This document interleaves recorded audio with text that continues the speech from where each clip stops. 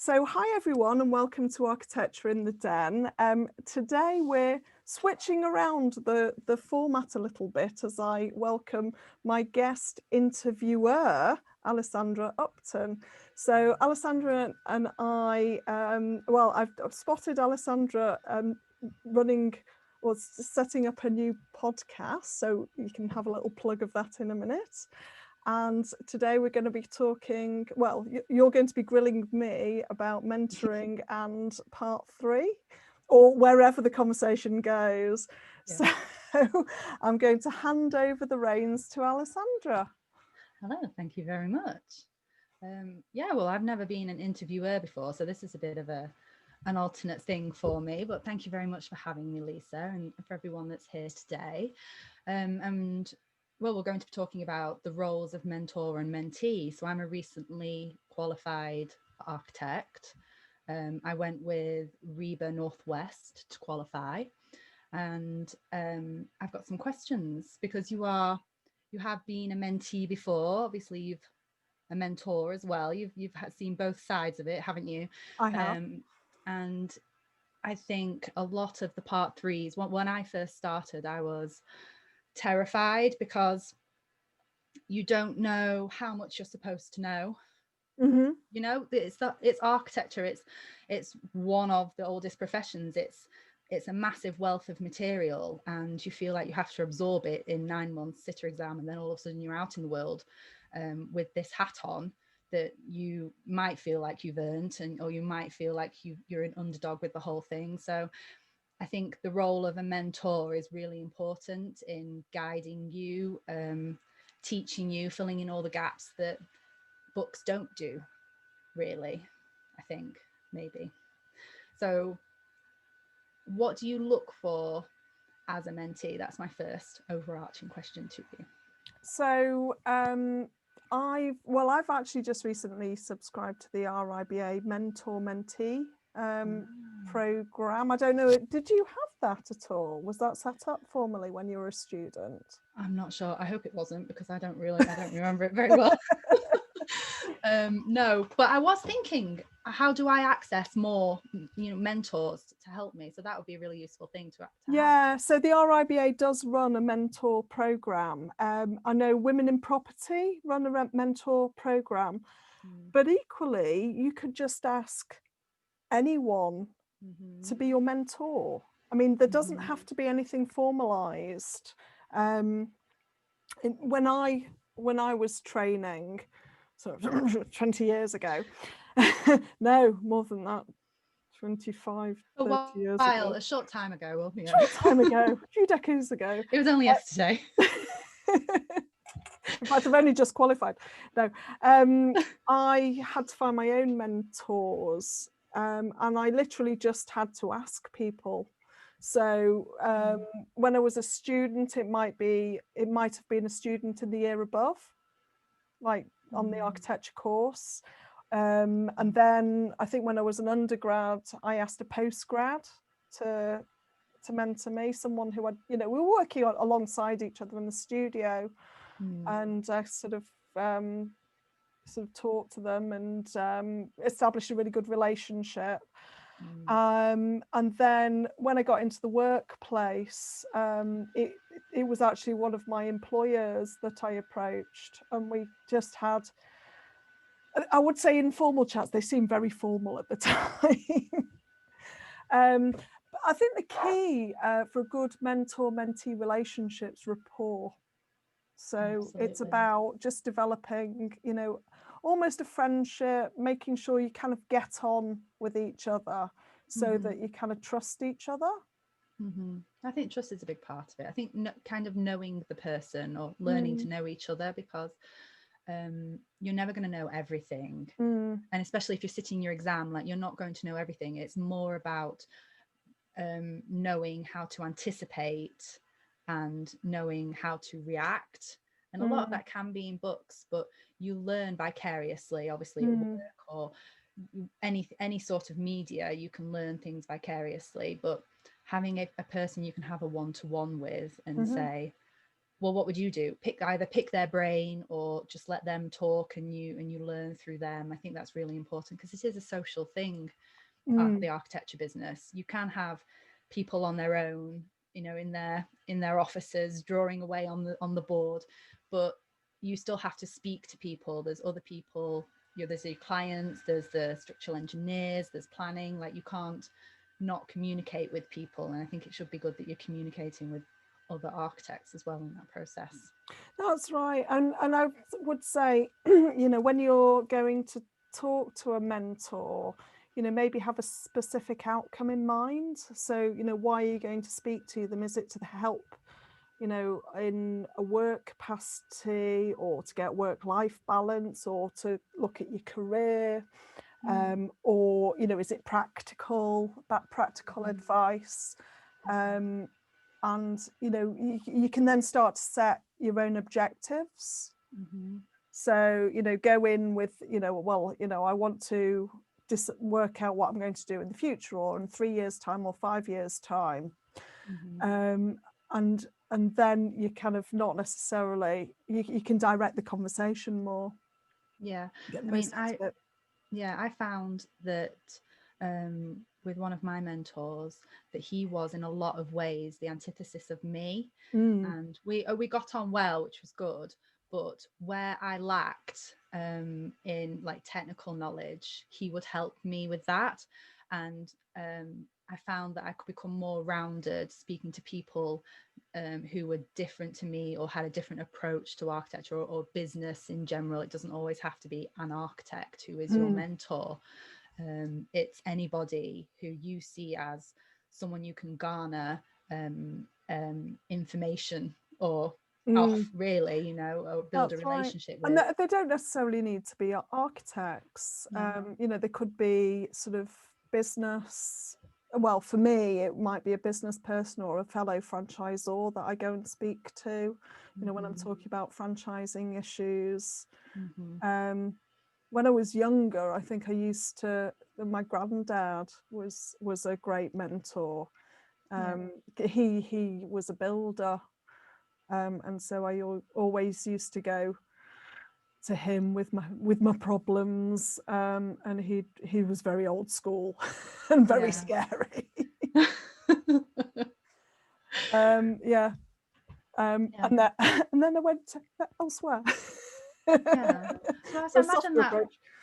I imagine that experience of, because all my mentors have been male, and they've always been older than me, and they've always been they're always a step ahead. Like, I'm there wanting to qualify, and they have qualified. Like, they're always several years ahead of where I want to be.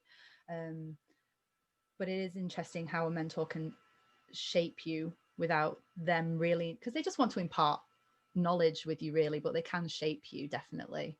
And how has your mentors shaped you, or a lack of them shaped you over time? That's a bold question, but yeah. Oh gosh, that's a good question. I'm looking off into the distance, so when this translates into a podcast and there's silence, doesn't quite pick up the staring off into the distance. I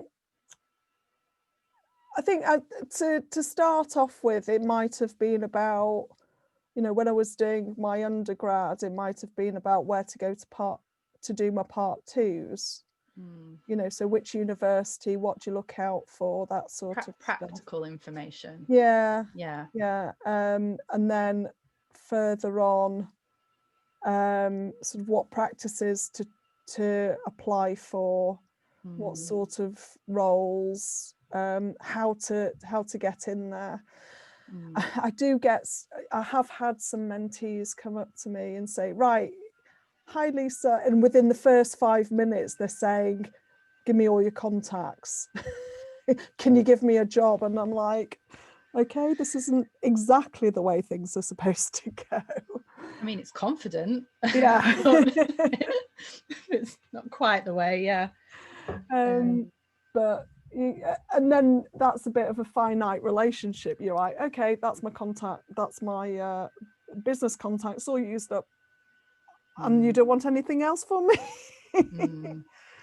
So one maybe, of my mentors, I would just end up asking him questions like any sort of question, like planning or what's this, and I would talk and talk and talk, and he would talk and talk and talk. But I just presumed, because I just assumed he was my mentor, that he had a font of knowledge and he would always know the answer. But they're, you know, the humans as well, they are learning. The idea of being an architect is that you're always learning. You don't hit a point where I'm at the top, hello. It's not like that anymore. Everyone's around you, and it's a pool of knowledge that you're dipping your toe into. It's not a pyramid and you just struggle up to the top and then behold everything below. So yeah, I think mentors as well learn from that process, that relationship, and you sort, as you articulate things like as I'm doing now, you figure it out in your head too. And I think that can be, it's the conversation, I think, is a really useful thing instead of just... I mean, it's interesting because I've also participated in coaching. So sort of coaching and mentoring are similar but not the same. So if you were going to a life coach or a business coach, you know, they don't have to be architects to help you find those answers. A lot of coaching is helping you find those answers within yourself. I like therapy, architectural therapy.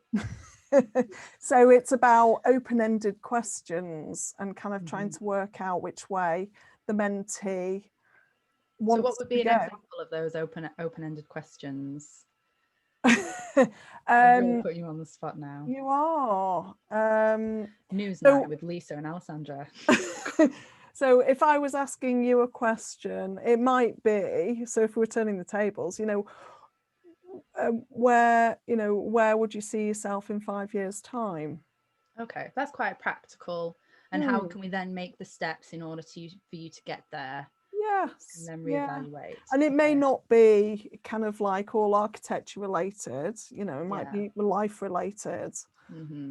So how are you wanting to do the work-life balance, or how are you trying to mitigate the isolation that's happening during COVID, and how are you getting around all of it all? Those sort of big questions. Yeah. So is that a question to me? I mean, well, I was trying to segue delicately into it. How has COVID-19 and the pandemic affected Pride Road? How you practice? In March, we pivoted online almost immediately. We're a franchise business. So it's not just me running my own business. And if I saw, you know, if I was panicking, then, you know, it was only my livelihood. But actually, as a franchisor, you feel responsible for your kind of franchisees. So I very, very quickly had to pivot, change the business model. We were doing all face-to-face meetings. So we very quickly had to move on to Zoom. So I think that makes it a bit more efficient, actually. It does. It does. I think that's one of the things that people might have realised, is that you have to physically be in front of one another in order for something productive to happen.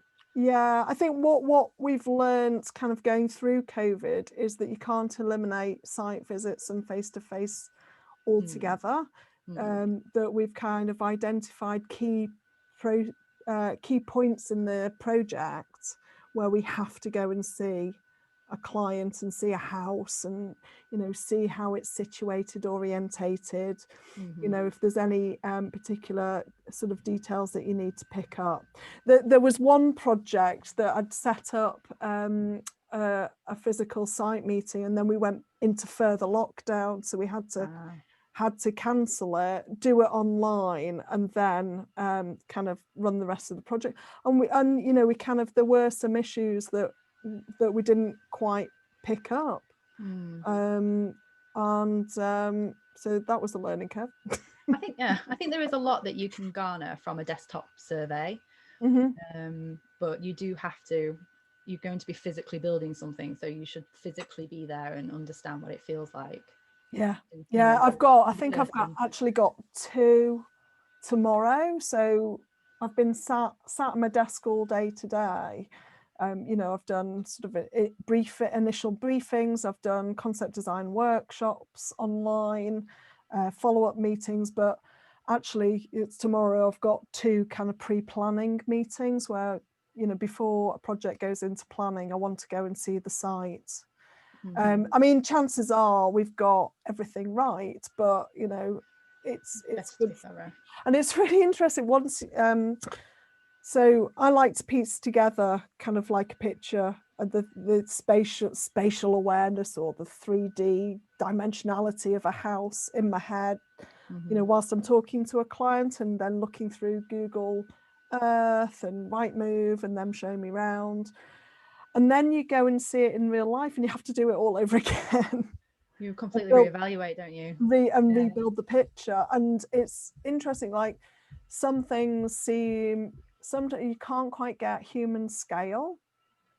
So, you know, it's that looking up, you know, how are parapets perceived when you look up? Are they low? Are they tall? You know, what does the room feel like? What does the building feel like? I think that's important, the feel of a place, because obviously I do architecture, but a lot of my experience is in interior design as well. And usually with interior design, you're dealing with the inner skin.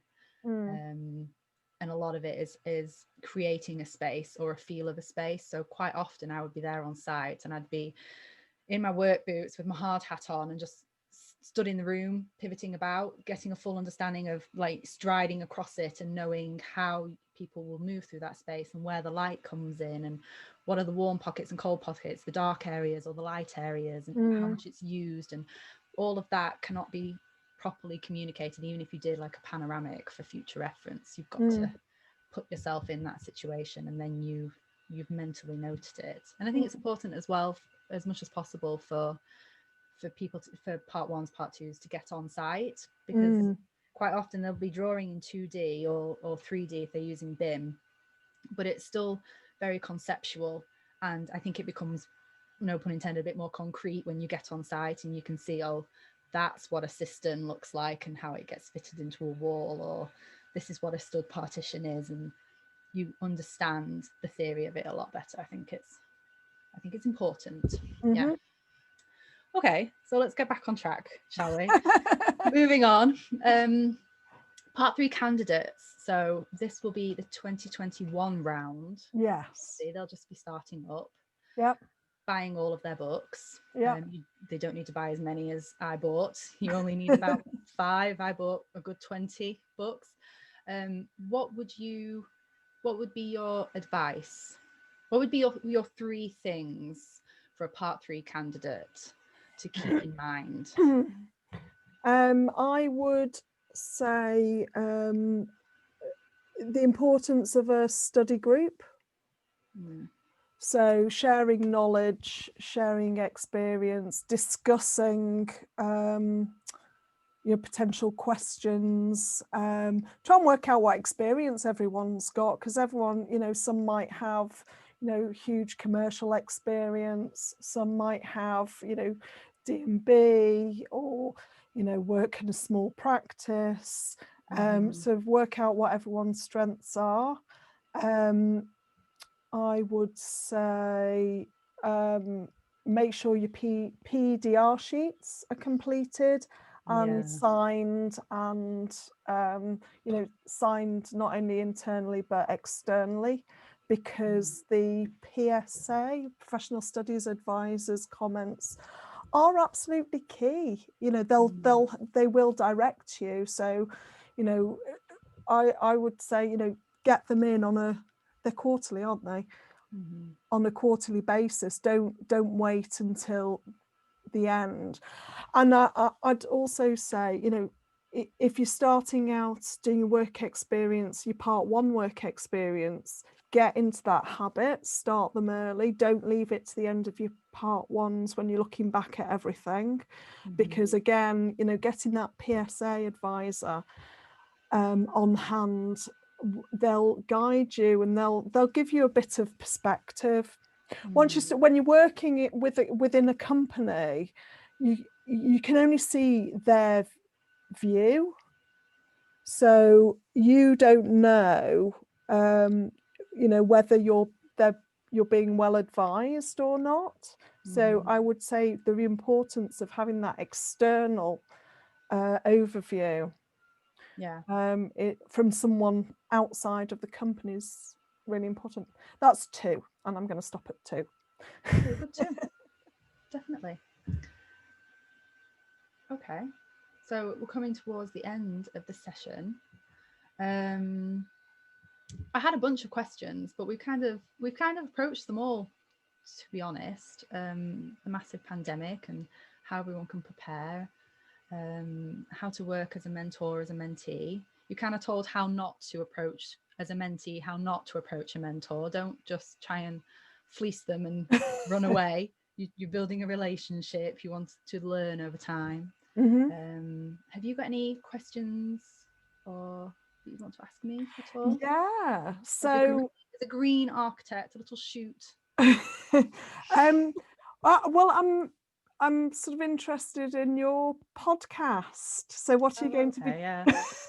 So what are you going to be? What's your podcast called, and how do we find you? It's called Archetypical, the podcast. How do you spell that? ARCHE, typical, TYPICAL. Google it, you'll find it.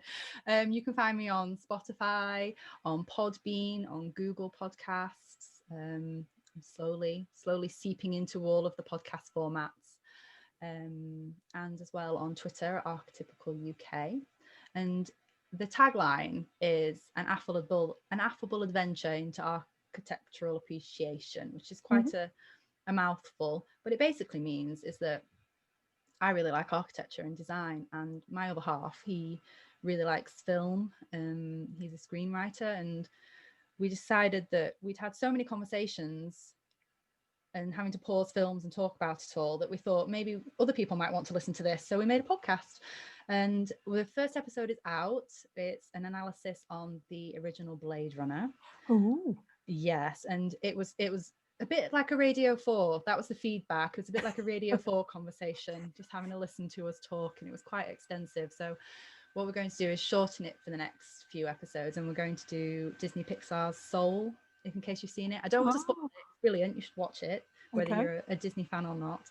But yeah, there's this really interesting concept on line art and cubism and Bauhaus. So we're going to look into that. So yeah, it's fun. That's cool. So how often are you going to be putting them out? I'd like to say weekly or fortnightly. We'll see how it goes. I'm more interested in the content than the speed of it all coming out. But we'll be there. We'll pop up, and when we do, have a listen. I will do. And obviously you're invited as well. Thank you. Onto mine at some point. I'll steal more of your ideas and more of your knowledge. I'd love to. We'll have to try and find a film or something that you're really interested in. Right, okay. Have a TV series and have a chat about it. Bridgerton on Netflix. Been talking about that for a while. Sorry, what's that? Bridgerton on Netflix. Right. Okay. No, I've not watched it yet. It's like a nouveau take on. It's Shonda Rhimes, and she's doing a nouveau take on Georgian. It's like Jane Austen, but pastel. It's nice. But you can talk about that if you like. All sorts. I've sort of got a little prompt here saying, can we talk a bit about COVID isolation and how peer mentoring can help? Oh, that's a good one. I probably should have done that. I'm not doing the best job, am I? It's a two-hander. It's fine. Yeah. It's a back and forth. How have you coped with turning it back on you? It threw me for a loop. So I got made redundant because of it. I just started a new job as the architectural director at a D&B firm, a little bit different from the traditional route. And I was just a couple of months in, then all of a sudden I was working from home, I was furloughed, and then I came back for a month and I finished off a couple of projects and then I was gone. So I think it's very unsettling if you don't have any roots. There's no real job security at all, which was scary, but I think that's something that everyone should be prepared for if they're going to be going into our profession, because the construction industry is always one of the first that's hit in any sort of economic struggle, and you kind of have to anticipate, like, it will be rammed into every Part 3's head that you've got to anticipate legal battles at some point, but you also have to anticipate financial struggles or struggles with, you know, who you're working for, and it's always who you know. I think that's really important. Yeah, I've been hit a few times in my career with I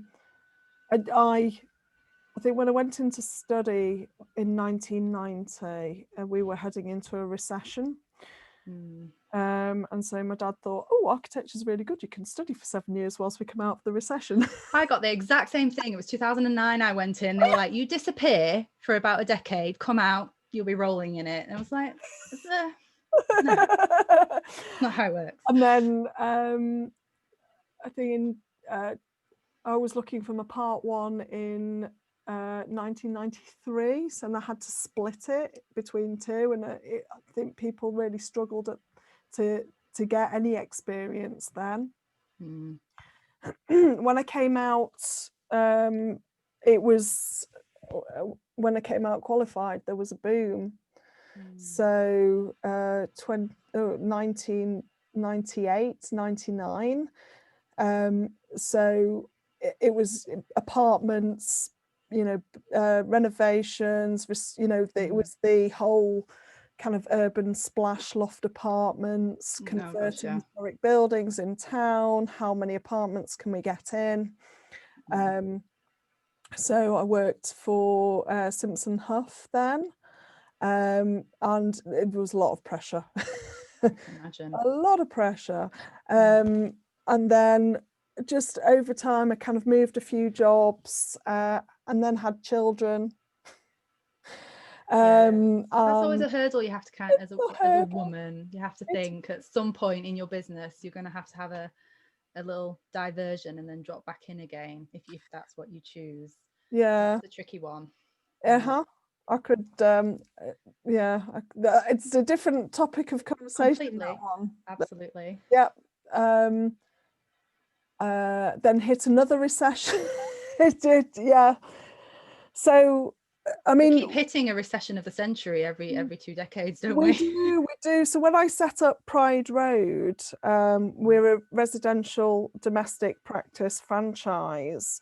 You know, we do domestic extensions, and it has been buoyant. So I set up in 2010 in the recession, and it was buoyant then. And you know, sure enough, it's been buoyant since through the pandemic. You know, what you tend to find in domestic residential is that sort of people, if they can't afford to move, then they have to do up the house to make it work for them. And if they can afford to move, they want to do work to the house they're moving into. So there's always work. There's always a trickle. There's always work. So I found it. I've found it buoyant and supportive whilst working flexibly. Okay, I think we need to wrap up there. So yes. So thank you very much for interviewing me. And you've been an excellent interviewee, Lisa. I think you've done very well. I think you've done really good. It's been enlightening. Thank you very much. And I look forward to listening to some of your podcasts. So what was that podcast again?